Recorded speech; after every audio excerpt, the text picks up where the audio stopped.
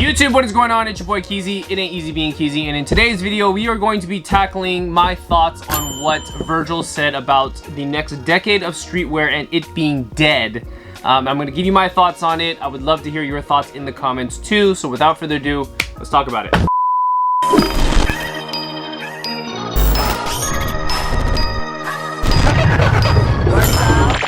So the only thing I'm gonna have here today is my phone, because I have some notes. I literally have 3 bullet points here just to talk about it. I don't want to make this too long because I don't want to talk about Virgil that much. Not that I don't like the guy. I know there's a big group of people that don't like Virgil, but I don't know. This topic has already had a lot of people talk about it on YouTube, on Instagram, and all these things, and everyone's very opinionated as far as what they think about him saying that streetwear is basically going to die in the next decade. I will try my best to give my answer at the end too.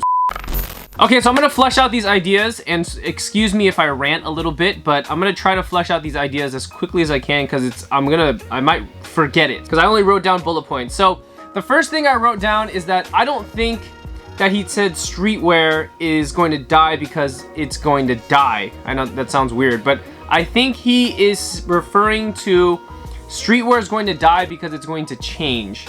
And I mean, this is my interpretation of it. Maybe I comprehended that completely incorrectly, but I'm saying that because if you think about it, streetwear and this genre of clothing has changed probably like a good 7 times over in the past decade. Let's not even go past this past decade. It's changed many times, and every single time that it changed, people were kind of saying the same thing, that streetwear is dying. It's kind of like when all over print died, that people felt like streetwear was dying, right? When Air Force Ones died out, it kind of felt as if streetwear was dying. I don't know how many other examples I can give of that topic necessarily, but I think that's what he means. So to take it so literal as if like streetwear, like nobody's gonna buy streetwear and no one's gonna spend a dime on streetwear, therefore it is dead. I really don't think that's the case. I mean, how can that possibly be? People are still gonna buy t-shirts, jeans, hoodies, hats, and sneakers. Like that's a forever market. So the next idea I wrote down here, and I'm gonna try to like regurgitate this as best as I can, is that I think Virgil, at this, I gotta like put myself in his shoes, and I think that it's like the dude has already achieved everything that you can in streetwear, okay? Not even streetwear, fashion, streetwear, whatever. Like, this dude is so far ahead of his time, and that's probably what got him down to say something like that. I mean, I read the interview of them asking questions, and then of course that was like the last question, like, where do you see fashion, streetwear in the next decade? And he was like, I think it's gonna be dead. I think that his knowledge and also his brain, I guess, or his predictions are so far ahead of what we think that it's far-fetched for us to even fathom that he would think that it's dead. I mean, you have to keep in mind, this dude has achieved, in the past 2 years, he's achieved so much. 2 to 3 years. I mean, he's had so many collaborations with Nike, and it's not the sheer number of collaborations, but it's in combination of the number of collaborations and the successful number of collaborations he's had with other artists, other brands, and more specifically Nike, okay?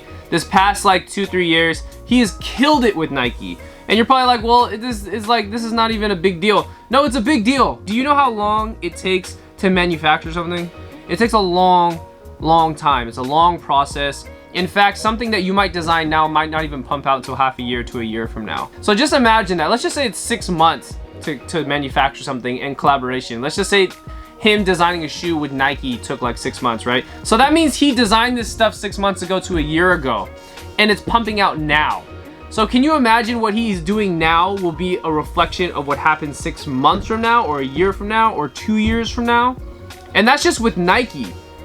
And if you're still not impressed, think of it this way. Sean Witherspoon has only had 1 sneaker with Nike, which is obviously the Witherspoons. And he was supposed to come out with that second shoe that was supposed to be like a baby blue color. Never happened. And then they interviewed him later on Complex, and they said, hey, how was it with the frustration and also the pressure from Nike in order to make these shoes? And he was like, well, you already saw what happened. You knew what happened with me. I went through the first shoe, it was so much pressure, and by the time I got to the second shoe, it was a crazy amount of pressure at that point that I didn't even finish the shoe. And therefore we know what happened to the resale prices or whatever. But if Sean Witherspoon couldn't even finish 2 shoes, And here goes Virgil, like finishing more shoes than we can imagine. It's almost so many shoes to the point where we are overwashed with like how many products are coming out with Nike and Off-White type of thing. Like people are just kind of getting bored with it. Like, can you imagine what kind of pressure this man goes through just with Nike?